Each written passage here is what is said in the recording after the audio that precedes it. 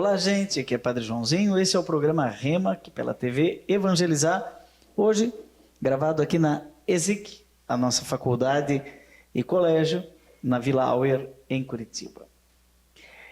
Toda vez que nós começamos um programa, procuramos uma palavra que mostre o caminho, uma palavra que faça a diferença, que ajude você a encontrar a vontade de Deus na sua vida. E sempre trazemos alguém que tem uma palavra assim, latente no coração. E hoje trazemos Dr. Nelson. Seja bem-vindo, Dr. Nelson. Muito obrigado, é uma grande alegria, Padre Joãozinho. Se falar só Dr. Nelson, pode ser mais um cardiologista, mais um pneumologista, mais um... enfim. Mas se eu disser o sobrenome, muita gente vai reconhecer. Dr. Nelson Arns. Né? Todo mundo já lembrou. Opa, tem Dom Paulo Evaristo Arns e a doutora Zilda Arns. Conta para nós um pouquinho da sua ligação com essas duas personalidades e os dois luminares da igreja no Brasil. Bom, a ligação mais íntima, né, com a doutora Zilda Arns, porque eu nasci do útero dela, né? Então, a minha mãe foi, desde o início, bem preocupada com a questão da criança, de criar, e colocou sempre todos os filhos junto nessa causa, né, da justiça social, também, por exemplo, do tio Dom Paulo. São 6 filhos. O primeiro faleceu com 2, 3 dias de vida, depois os 5 vivos, como a gente costumava dizer, né? Ela partiu para a eternidade em 2010, parece que foi ontem. E doutora Zilda Arns é sinônimo de pastoral da criança, não é? E o primeiro filho faleceu, não é? Tem aí alguma... Não é? O que a gente fala, assim, a pastoral da criança é uma pastoral de cuidados materno-infantis. E quem viveu a experiência da maternidade, né, já tem muita proximidade, e quem viveu o outro lado, que é o lado da morte infantil, com muito mais ênfase, né? Porque você sofrer no couro, como a gente diz, né, teu próprio filho morrer, você sabe o que significa isso para as outras mães. Qual era a especialidade na área médica da sua mãe? É pediatra, mas depois, em 77, ela fez o curso de saúde pública. Então, ela era uma pediatra sanitarista, quer dizer, cuidava da saúde pública mais do que do consultório, embora ela sempre teve consultório, né? Dos outros irmãos, dos outros 4 que estão por aqui passeando pela terra, tem algum outro médico da área de saúde? Tem, o mais velho é médico, veterinário. Ah, é? Eu sou médico simples. Qual é a sua especialidade? Epidemiologia. Ah, na pandemia, então? A pandemia foi algo que... foi bem interessante, porque a gente achava que o Brasil ia enfrentar com muita facilidade. Porque tinha um serviço de saúde, o SUS, bem estruturado, você segura a transmissão em nível comunitário, e no fim foi o invertido. Quer dizer, além de termos os problemas que houveram, o que houve no governo central, também houve uma desmobilização das unidades básicas de saúde para atender os locais de emergência. E com isso você não conseguiu conter como poderia ter contido até se recuperar levou algum tempo, né? Com o inimigo invisível, né? Ninguém sabia o que era isso, né? Mas, ainda voltando à doutora Zilda, então, pediatra, e seu pai? Meu pai era contador. Meu também. Contador? Contador. Mas ele trabalhou com os franciscanos, no Colégio Bom Jesus, aqui de Curitiba. E depois eles precisavam de um diretor para a Faculdade de Administração e Economia, FAI. E daí ele deu um pouquinho de aula para poder se habilitar, porque só professor podia ser diretor, né?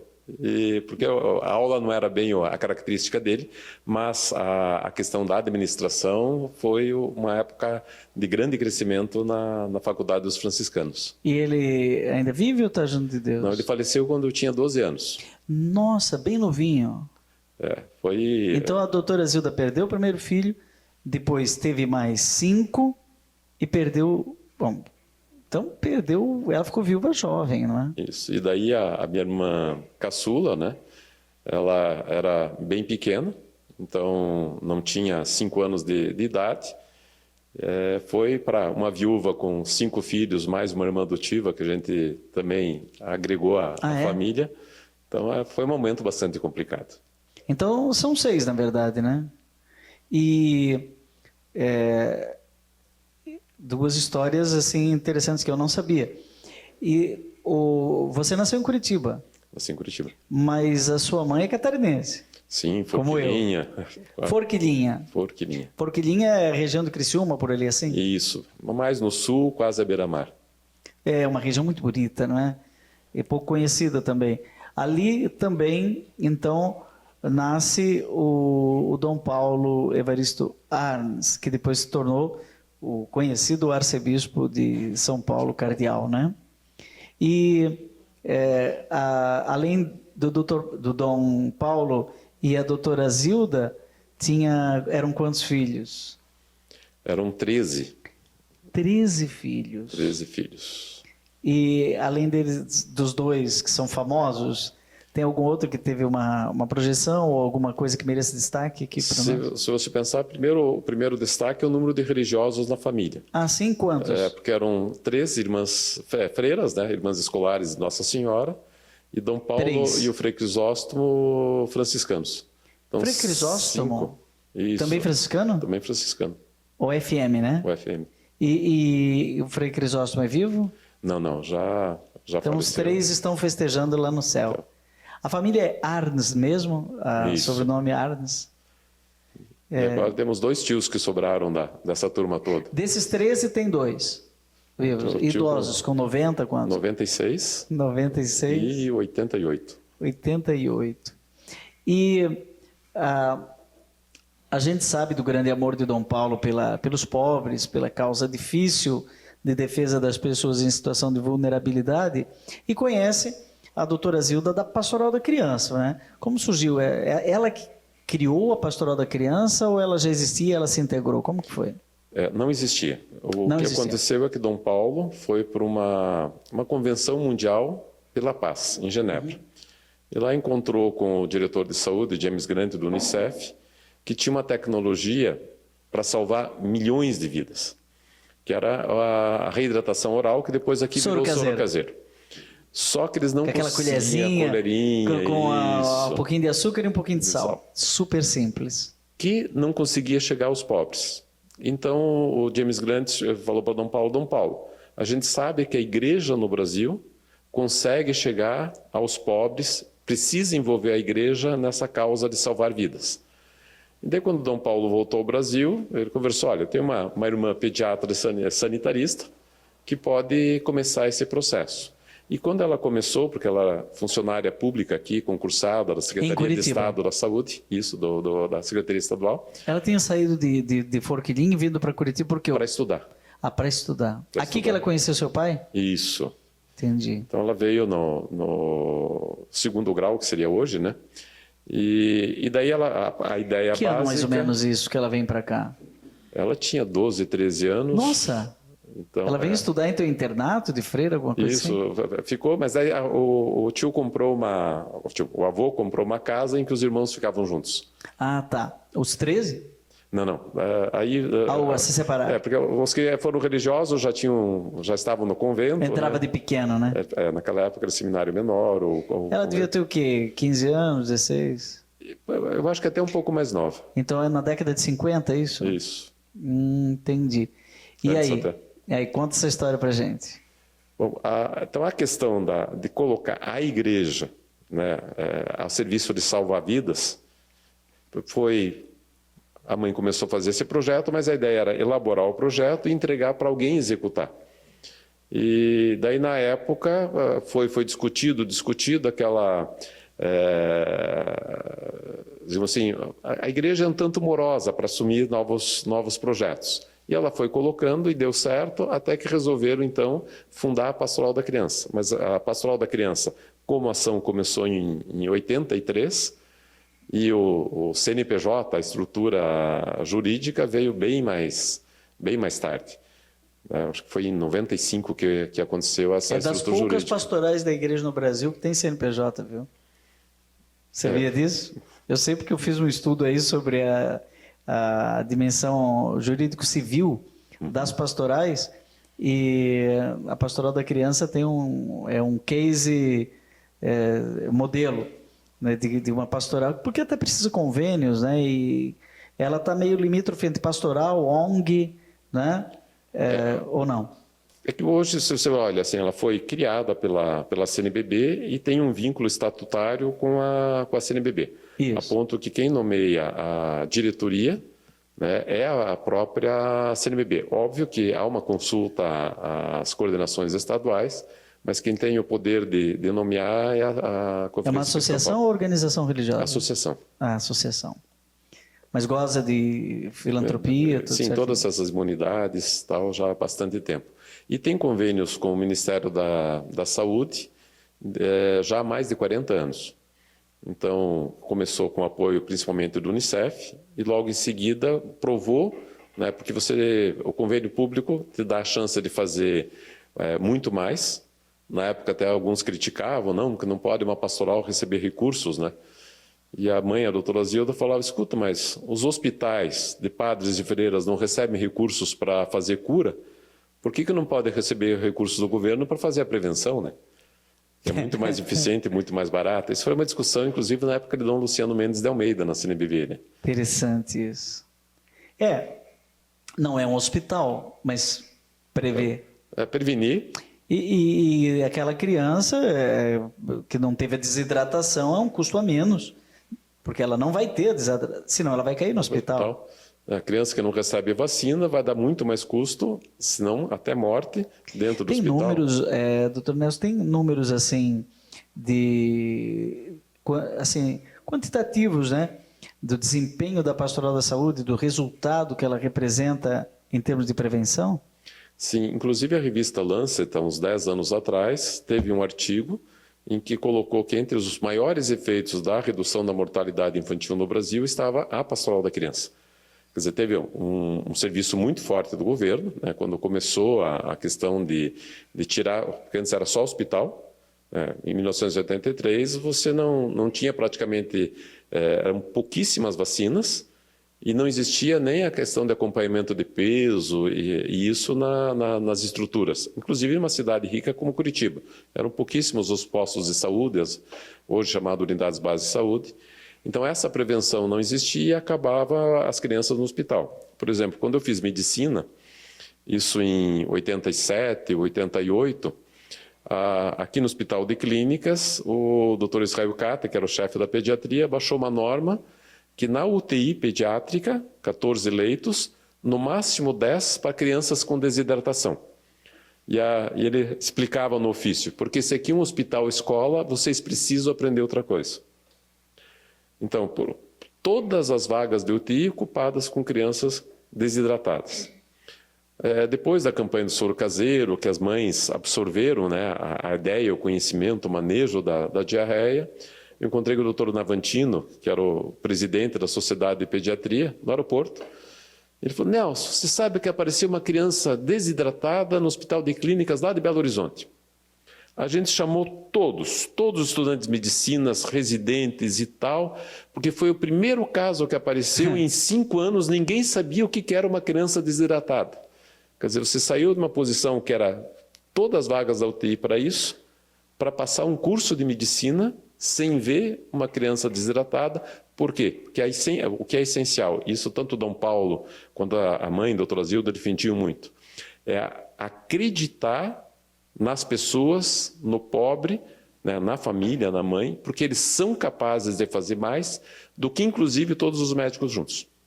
Mesmo hoje no Brasil, né, se você não cuida da saúde, se você não faz a prevenção, se você não consegue os meios adequados, não tem medicina no mundo que possa te salvar, né? Curioso, sabe onde eu estava em 1983? Aqui em Curitiba. E a Pastoral da Criança tem como epicentro meio da epidemiologia, né? O lugar de arranque Curitiba ou é São Paulo? A coordenação nacional fica em Curitiba. Ainda hoje? Ainda hoje. E naquele momento, em 83, aquela primeira experiência de formatação da pastoral, com aquelas pessoas que iam, acho que tinha também o peso, né? Pesagem, a multimistura, Eu estou lembrando de coisas de 1983, quando eu estava aqui em Curitiba. E a colherzinha, isso começa a ser formatado em Curitiba ou no Paraná? Existia já um grupo de tecnologias, né, que se chamava de IGOB, do Unicef, que era reidratação oral, aleitamento materno, vacina e o controle do peso. E a mãe introduziu que era início dessa metodologia, o acompanhamento da gestante. Porque como é que vai acompanhar, diminuir a mortalidade infantil? Né? Metade das crianças que morrem, né, morrem no primeiro mês de vida. Né? Isso em toda a história da infância da criança. Se eu não cuidar do pré-natal, eu vou perder metade das crianças. E o Unicef, naquela época, não podia, porque só cuidava de criança. Mulher era outro departamento. Mas como é uma outra instituição, pode agregar. Hoje ninguém fala de criança ou de sobrevivência sem falar do pré-natal. Mas o curioso é o seguinte, essas ações de cuidado da gestante, aleitamento materno, imunização, nutrição, né? A reidratação oral baixou um pouquinho, porque a diarreia, as mães aprenderam o manejo, não é tão preocupante. Que naquela época era para prevenir a desnutrição e a mortalidade, hoje a gente sabe que previnem a obesidade de adultos, previne infartos, previne diabetes, previne hipertensão arterial, até a questão de osteoporose. Nesse sentido. Então, uma criança que nasce com baixo peso tem mais chance de morrer de infarto aos 40 anos de idade a partir dos 40. Tem o dobro de chance de ser diabética. Ou seja, é incalculável a economia para o país de uma ação tão simples como aquela desenvolvida pela Pastoral da Criança. Você deve estar impressionado, né? O que tem isso a ver com a fé? Fala-se de um bispo, agora fala-se de uma doutora, está aqui o filho dela, a Pastoral da Criança é só para ser um hospital ambulante? O que tem a ver isso com a igreja? A gente vai voltar logo no segundo bloco, falando um pouquinho agora sobre a Pastoral da Criança. A gente volta já. Não perca mais nenhum vídeo da TV Evangelizar. Inscreva-se agora. Estamos de volta com o programa Rema aqui pela TV Evangelizar, hoje transmitido de Curitiba, aqui da ESIC, a nossa faculdade de marketing e também colégio ESIC, um colégio internacional. Quer educação de qualidade, vem aqui na ESIC. E eu sempre tenho mostrado aqui nos últimos programas uma iniciativa bonita da editora SCJ, que é a Biblioteca do Coração. Você tem aí o link, editorasscj.com.br, tem também o número do telefone. É só você ligar e se inscrever para receber mensalmente em sua casa um box com um livro, brindes e uma série de surpresas e mimos para fortalecer a sua fé. Esse daqui é o número 01. O livro é o Um Coração para Amar. Lá no final eu vou mostrar um pouquinho mais. Mas você pode anotar aí o site, entrar depois no seu dispositivo móvel mesmo, não é? E fazer a sua inscrição do plano anual ou do plano semestral. Hoje recebemos aqui no programa Rema, você já acompanhou no primeiro bloco, Dr. Nelson Arns, filho da doutora Zilda, que é praticamente reconhecida internacionalmente como fundadora da Pastoral da Criança. Você estava nos contando um pouquinho daqueles inícios, em 1983, eu estava aqui, nesse exato local, só que aqui não era a ESIC, na época que era o Instituto Deonista, e eu estava no terceiro ano do segundo grau, hoje ensino médio, né? E a gente começava a ouvir essa novidade, o pessoal levando a colherzinha, o sal e fazendo a pesagem. Como é que foi esse início e como é que se desenvolveu? Como está hoje? Hoje você atua na Pastoral da Criança, qual é a sua função? Como diretor técnico na área de saúde.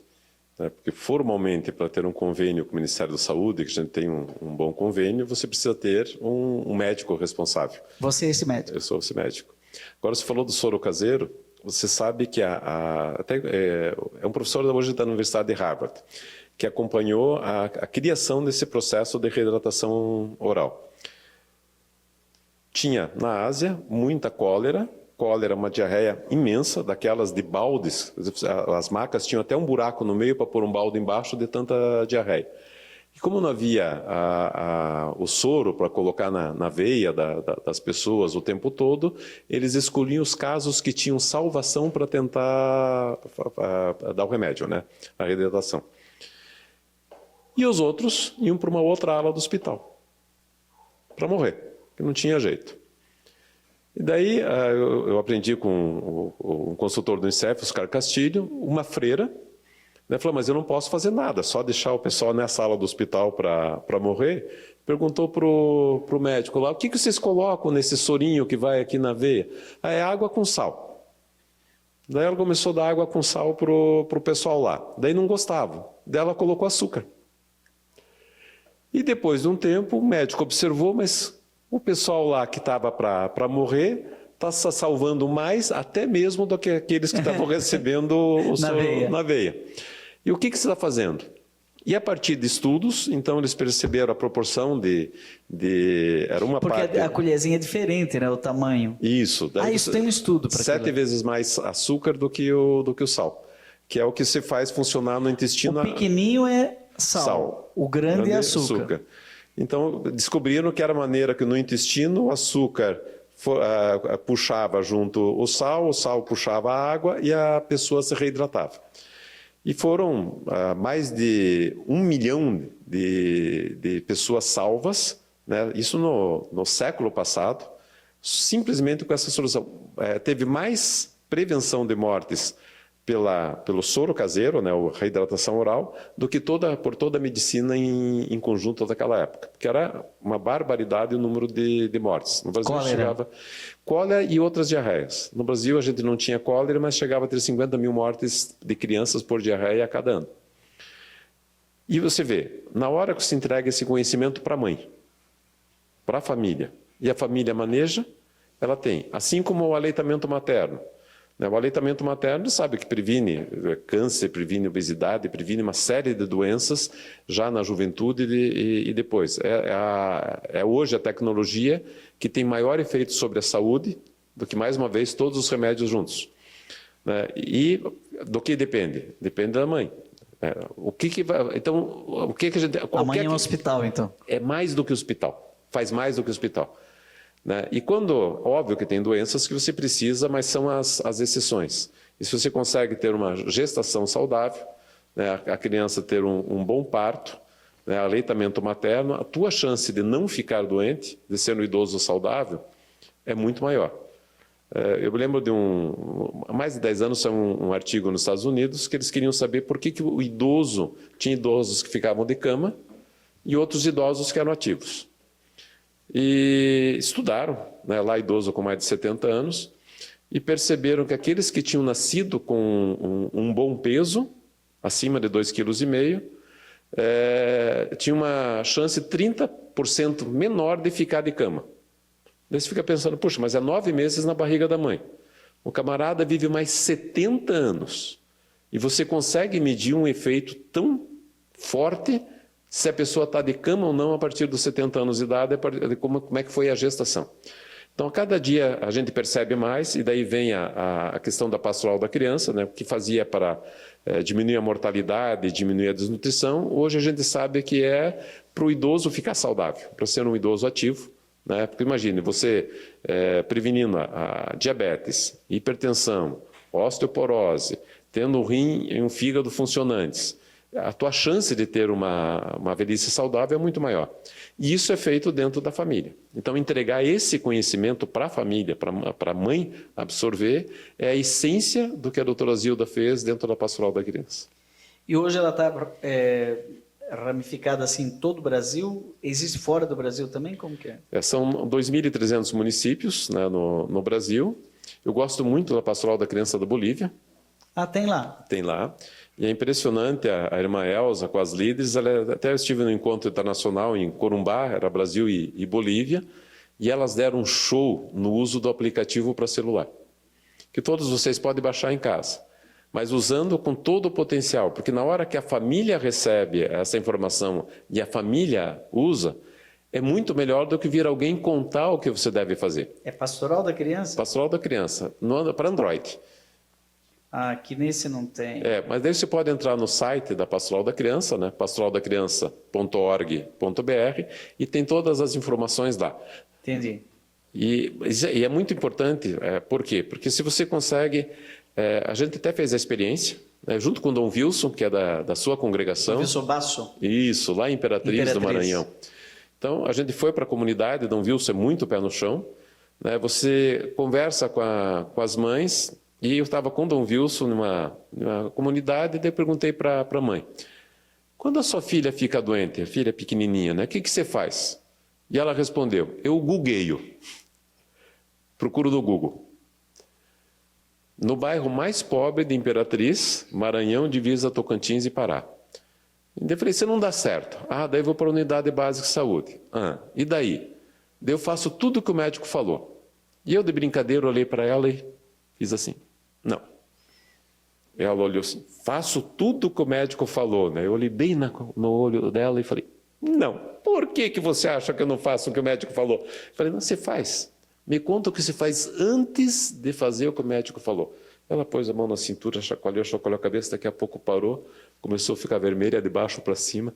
Aí eu procuro no Google para ver se ele receitou certo. Então, hoje é ChatGPT.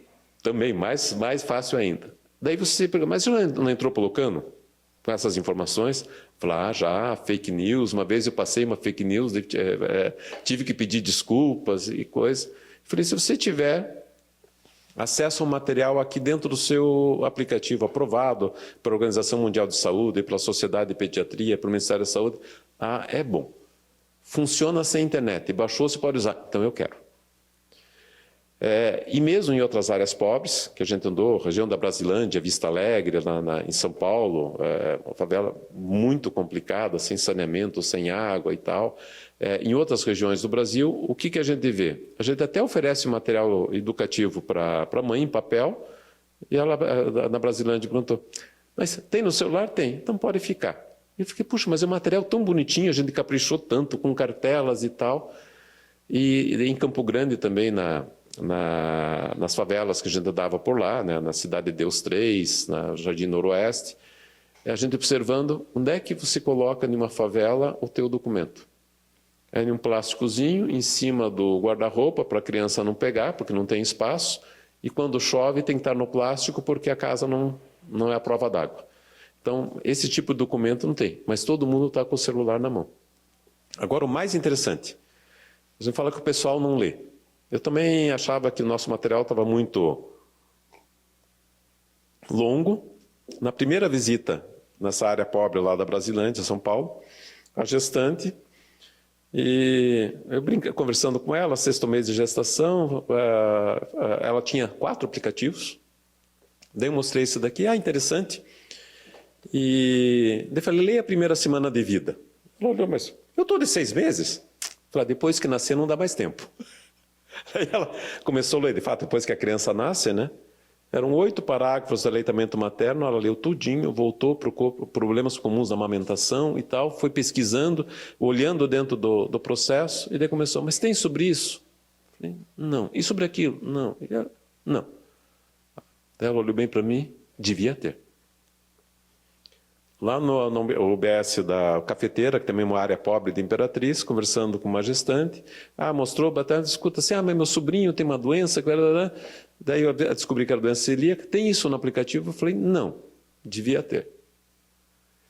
Daí voltei aqui para Curitiba, na coordenação nacional, com o nosso grupo de técnicos, falei, mas o nosso voluntário, ele quer uma capacitação mais curta, mais rápida, né? Por que o nosso voluntário quer saber menos e a mãe quer saber mais? Depois, um dia, conversando com o Zé, que faz o programa para a gente, ele é muito divertido, né? Ele falou assim, não, mas está na cara, né? Eu falei, Zé, mas o que está na cara? Está na cara. Mas por quê? Porque vocês querem pôr numa capacitação de 50 horas o que a mãe tem 6 anos e 9 meses para aprender. Que a pastoral da criança acompanha até a criança completar 6 anos, né? 9 meses de gestação, e daí viu, claro, o desafio está na frente da mãe.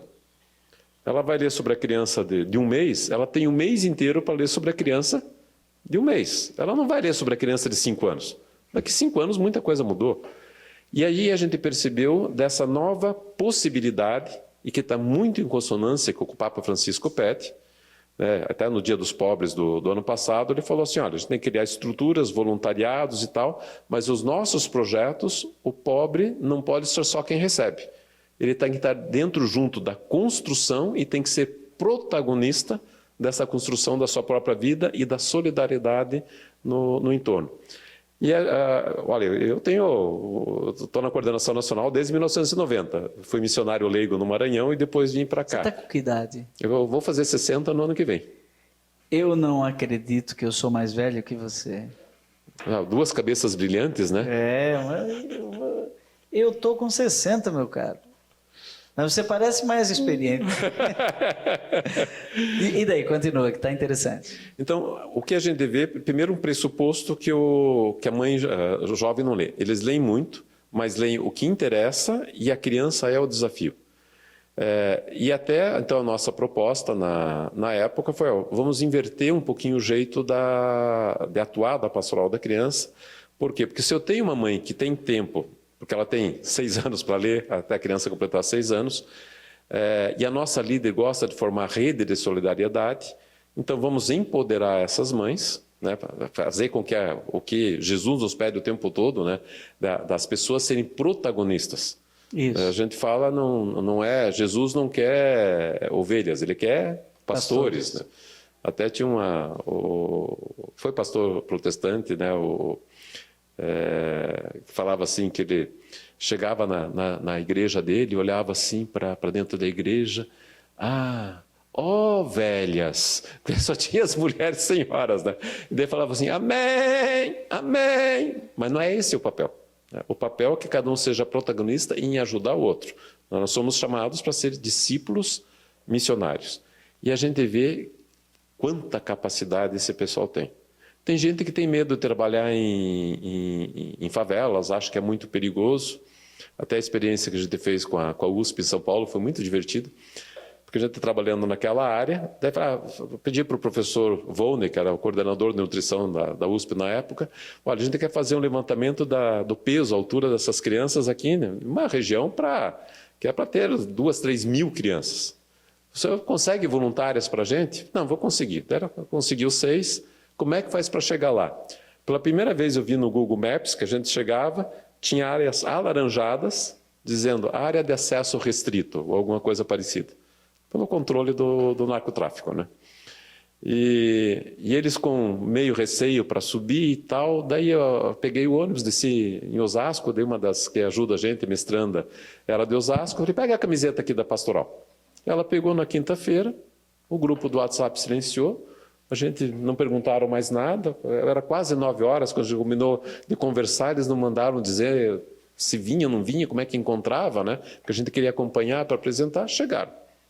6 moças, né? Mais o professor, ele pesou, mediu as crianças e tal, perto do meio-dia a gente foi buscar o almoço, uma das jovens, ali tem criança. Eu falei, mas se passaram por aqui? A gente pôs a camiseta pastoral da criança, começaram lá no início da favela, subiram, né, com tem uma escola que os 4 cantos fica o pessoal tomando conta do morro, né? E eles respeitaram? Totalmente. Né? Então, não é para quem está lá para fazer um serviço de amor, de partilha, de empoderamento das famílias, todos os lugares somos bem-vindos, não tem por que ter medo. E pelo contrário, é justamente aí que a gente é mais necessário, porque, infelizmente, às vezes até os profissionais de saúde têm medo de atuar nessa área, e não tendo medo. São áreas que são, de fato, tem alguma violência que não é contra a gente, mas a violência, às vezes, de conflito, até entre eles.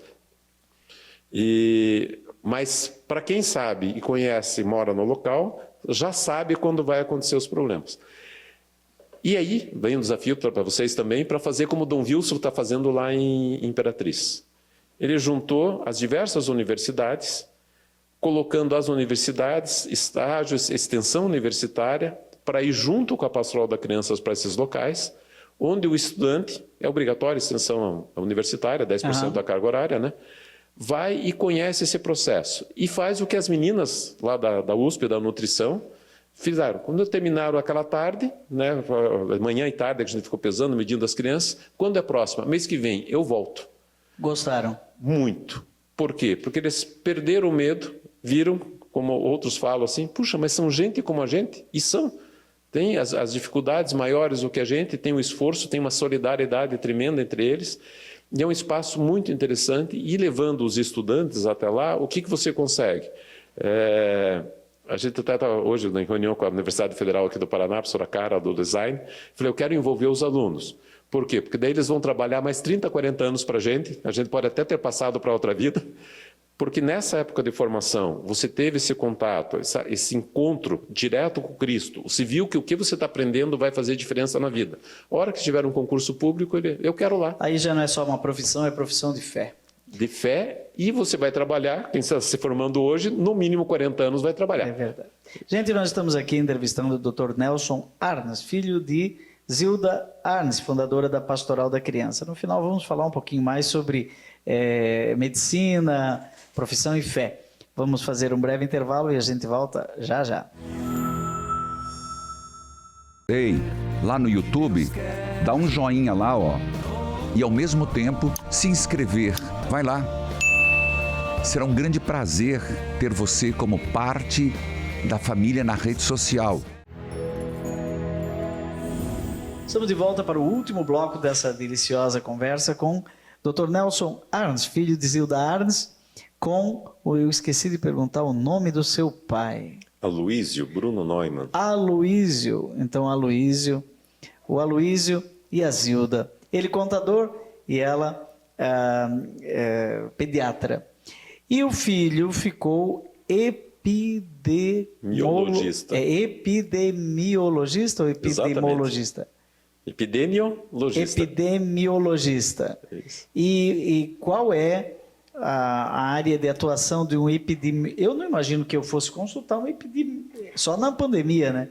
Eu não saberia nem dizer o nome. Como é que você se encantou por essa área? Em primeiro lugar, pela questão da prevenção. Então, se você vê, como a gente comentou, que se eu cuido da gestante, ela tem um bom parto, eu consigo prevenir uma série de doenças que você consegue perceber isso aos 70 anos de idade, né? Então, é uma área que encanta pela possibilidade de você levar vida em abundância. A segunda questão que é muito forte na epidemiologia é a questão da desigualdade social. Então, existe uma máxima que toda tecnologia ela aumenta a desigualdade social, a menos que ela se universalize, sirva para todos. Então, por exemplo, a gente viu agora há pouco na epidemia do Covid, né? Quais os países que tiveram primeiro vacina? Os países ricos. Né? Chegou vacina no Brasil. Onde é que você conseguiu mais? Nas áreas mais fáceis, mais ricas. Os últimos a receber foram que moram no interior, longe e tal. Então, em um primeiro momento, digamos, olha, o pobre sempre morre mais por doenças que o rico, que tem menos acesso ao hospital, tem pior saúde, tem mais dificuldade de comprar eventualmente um remédio, então ele sofre mais. Na hora que vem uma vacina e ela alcança primeiro os ricos, aumenta ainda mais a distância entre pobre e rico. Na hora que eu consigo fazer isso, universalizar, que todos tenham, aí diminui, por quê? Porque aquele que tinha maior chance de morrer, porque era desnutrido, porque tinha fragilidade, porque tinha diabetes, hipertensão, não conseguia controlar, não conseguia comer direito, ele tem uma chance maior de sobreviver. Isso acontece também, o senhor citou o dispositivo móvel, celular. A internet, no início, aumentou a desigualdade social. Quem tinha dinheiro para comprar livro, tinha também muito mais fácil acesso à internet. Na hora que você serve a todos, aquele que nunca teve a possibilidade de comprar um livro, ele tem a mesma chance de ter esse conhecimento do que a pessoa que tem o recurso. O epidemiologista, ele trabalha com vacina? Como que é? Basicamente, a gente estuda o que fazer. Então, minhas filhas brincavam um pouquinho. Teu pai é médico do quê? Daí elas, na escola, né, pequenininhas. É médico de computador, porque ele fica no computador fazendo estudos. É isso que eu estou querendo entender, desculpa a minha ignorância. Isso. Então, por exemplo, a gente produz material educativo, vê o que faz diferença na vida das pessoas para ter mais saúde e determina como é que o serviço de saúde pode funcionar. Então, às vezes, por exemplo, a questão dos estudos, se a vacina funciona ou não funciona, é um estudo de epidemiologia.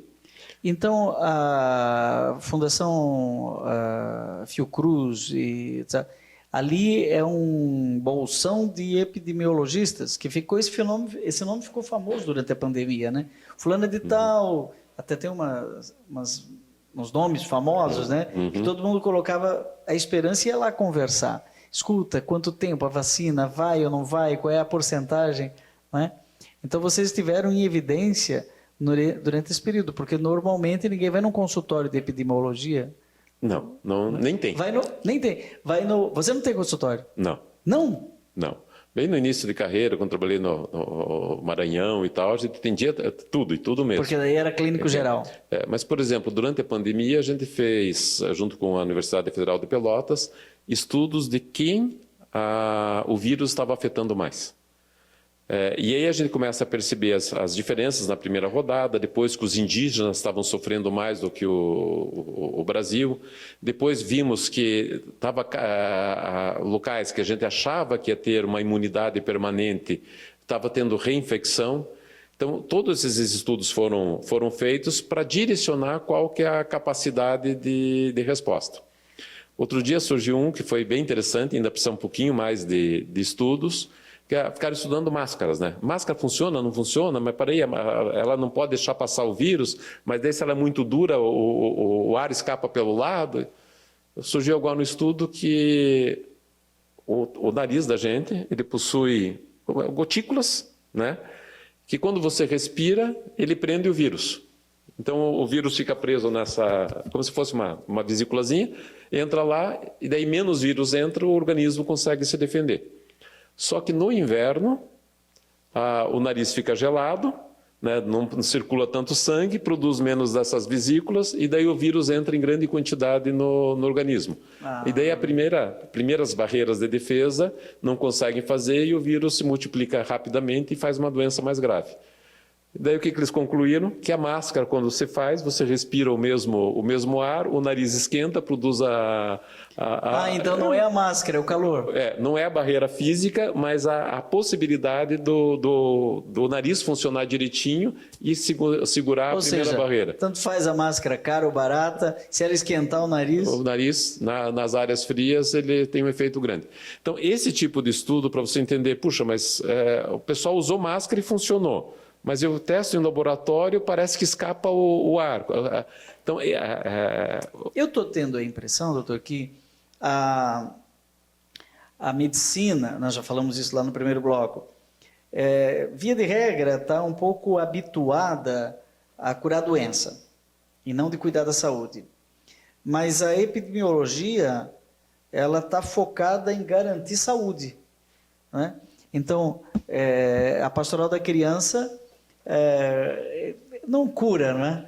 Eu não sei se existe alguma ação para curar crianças com determinadas doenças. Não, né? Não, basicamente é prevenção. É prevenção. Prevenção. Ou seja, ela cuida da saúde e não da doença. E o interessante é o seguinte, a Universidade de Harvard, aquela famosa universidade americana, veio fazer um curso de inverno aqui no Brasil. E visitou comunidades com pastoral da criança e foi até o Museu da Vida com os alunos, eram 27 alunos de 14 países. E a gente conversando, só lá mostrou a sala, as evidências que a gente tem, o porquê a gente ensina. E a professora, ela parou e falou, gente, olha o que eles estão ensinando para as comunidades hoje, é o que eu estou ensinando para vocês lá em Harvard, na Universidade de Saúde Pública.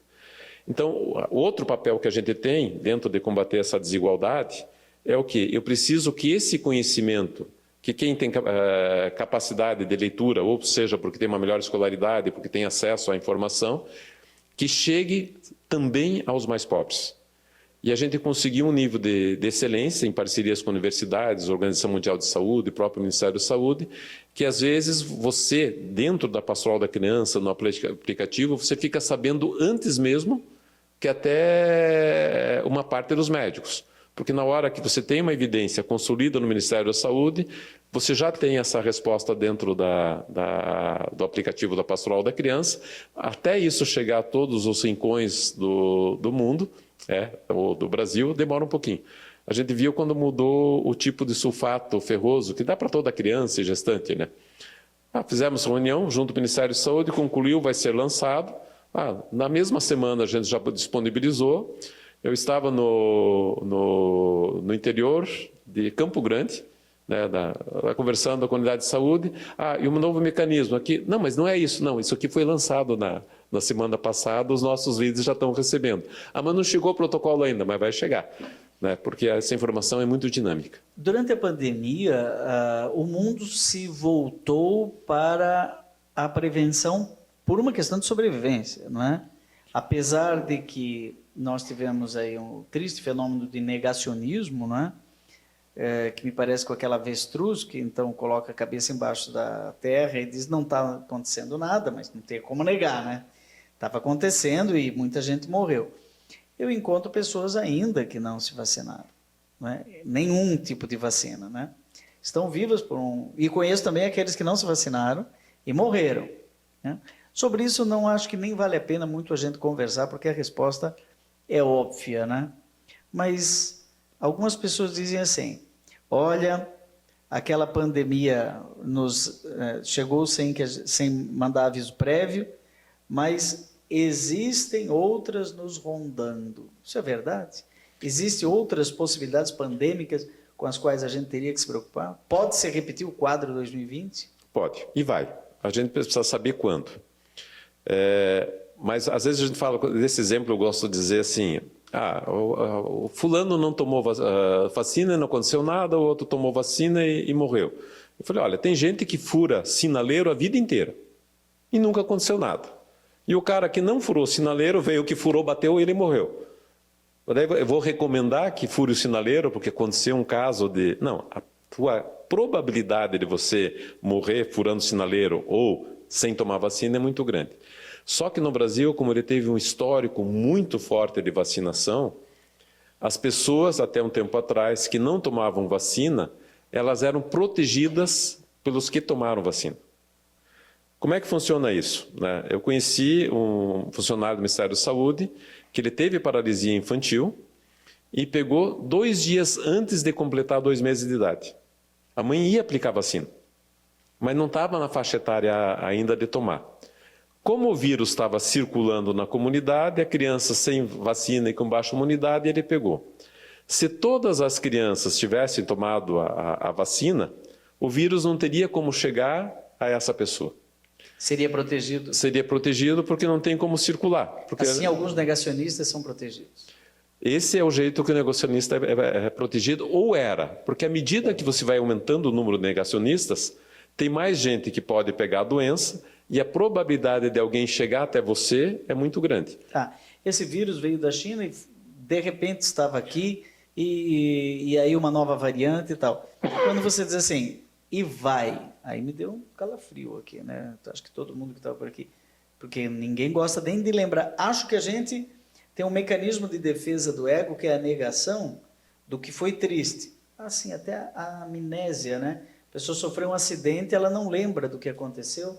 Até a pessoa que seria muito difícil conviver com a dor. Eu tenho dificuldade de lembrar coisas que eu vivi em 2020. Eu fiquei preso de março a outubro, praticamente foi lockdown, não é? Absoluto, não é? Como assim e vai acontecer, só não sabemos quando?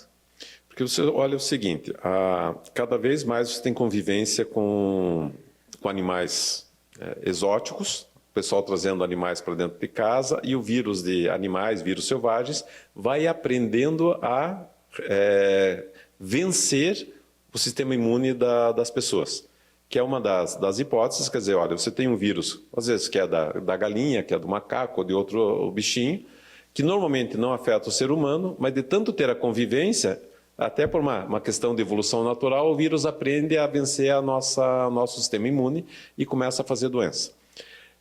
Ao mesmo tempo, você tem cada vez mais aquecimento solar, você tem mais catástrofes, você tem uma série de mecanismos que acabam movimentando o mundo, deixando o mundo mais vulnerável.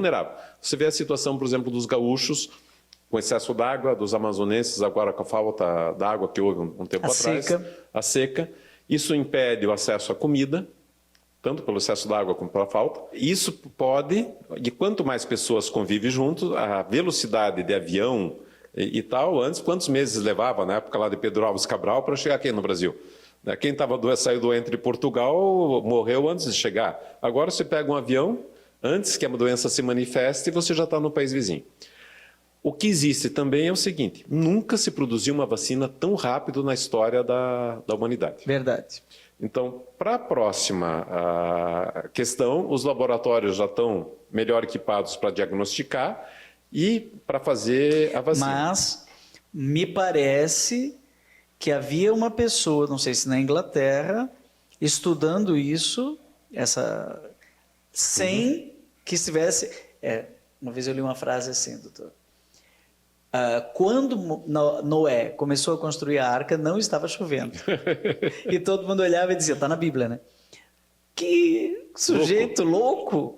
Nem tem rio aqui, nem tem chuva. Como é que ele está fazendo um barco tão grande? Para quê? Inútil. E riam dele. Na hora que veio, aquilo que você falou, não vai dar tempo. Não dava mais tempo. Né? Só que uma pessoa estava fazendo um trabalho inútil antes. Não sei se era epidemiologista... Isso, porque você tem a ciência, agora a velocidade de troca de informações também é muito maior, né? E também a gente vai aprendendo como é que a epidemia se propaga. Por exemplo, a Itália sofreu muito mais do que os outros países vizinhos. Quando eles começaram a estudar, e a gente vê bem aqui nas colônias italianas próximas de Curitiba, eles viram que 50% dos filhos via os pais todo dia. Que era o costume, né, de você morar próximo ou até sai trabalhar longe, mas volta, passa na casa da mãe, do pai, pede uma bênção e tal. E ali já passou. Diferente, por exemplo, na Inglaterra, que o pessoal tem a opção de ir morar próximo do trabalho e não tem esse contato tão frequente com os pais. Então, essa possibilidade... Curitiba primeiro, não tem perigo, então. Ou o perigo aumentado, porque na questão do jovem, que se desloca bastante... E o transporte público aqui, né? Que é muito... E vai transmitir, claro, sem saber, sem ter o processo, para os pais que eram idosos com uma saúde mais frágil. Mas isso a gente já aprendeu. Né? E gente, puxa, mas eu não posso deixar de ver meu pai. Não pode, mas tem que. A gente já sabe que vai usar máscara, que vai manter distância. Começando agora, eu tenho observado, ao menos assim, em aeroportos e tal, de vez em quando tem uma pessoa com máscara e ela não tem nenhum tipo de aparência de ser vulnerável. Eu comecei a perguntar e as pessoas dizem, não, é porque eu estou com sintomas de gripe. Nem é nada, é só uma gripe. Mas ela, para proteger os outros, ela usa máscara. Porque, ao invés de todo mundo usar, se apenas quem tivesse algum sintoma usasse máscara, por exemplo, dentro de um avião, né, minimiza um pouquinho o risco, não seria isso? E mesmo a questão da vacina. Né? Você chega lá e diz assim, olha, puxa, mas eu tenho boa saúde, como bem, não sei o quê, se vier aqui, eu enfrento a doença. Sim. Ele sim. Ele sim. Mas a avó dele? A avó dele não, um vizinho, uma criança mais frágil. Então, o teu senso de comunidade e de amor ao próximo também passa por você fazer de tudo para não transmitir. Seja usando máscara, seja tomando vacina. Então, isso é muito importante para a gente viver em comunidade. Vacinas salvam vidas, né? É o grande slogan, né? Eu diria que vacina é um ato de amor, né? Acho que tem que superar aquela coisa de que vai virar jacaré, né? Porque não vira jacaré e é falta de fé, né? Gente, nós estivemos aqui com o Dr.